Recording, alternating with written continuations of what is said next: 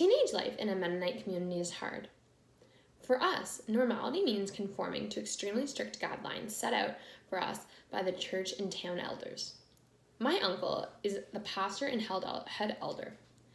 Considered by some to be a zealot, he is one of the most frustrating human beings alive.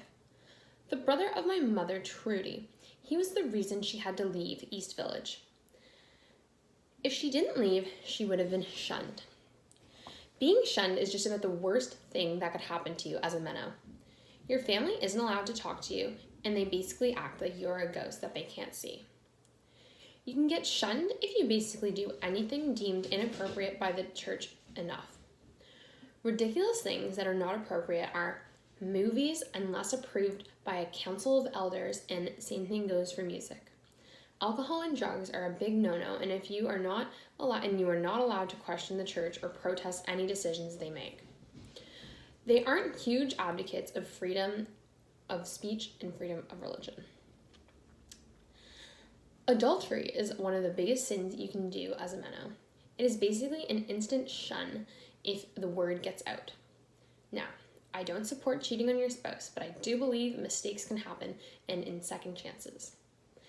If it wasn't for this rule in our community, I would still have a mom. There aren't too many kids in this town that I would deem fit enough to be my friend. Really, the only girl is Liz.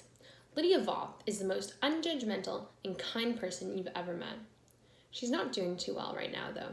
The doctors are still trying to figure out what's wrong with her, but she's lost all her hair, and in support, I've decided to shave off mine too, as you can see. The only other person I could tell you would be Travis. We're kind of seeing each other.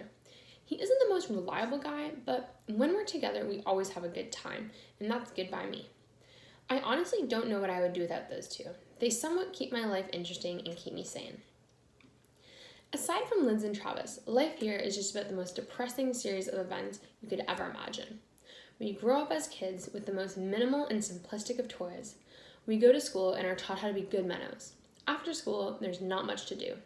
I can personally attest to the fact that when teenagers have nothing productive to do, they tend to do some pretty shady stuff. To pass time, we drive around in trucks, do drugs, and drink. Maybe we do it to take our mind off the regimented life that we would otherwise be living. Or maybe it's to escape the fact that when we go home, only half our family will be there. On top of all that, we already have a miserable preordained life after high school of working at Happy Family Farms slaughterhouse killing chickens. How exciting. When there is nothing to do and nothing to look forward to, life can feel pretty dull. Because of this, I'm not sure where life is going to take me after high school. I would rather do anything else than live in East Village forever. I would love to get out of this East Village and head to the East Village in New York City, but time will tell.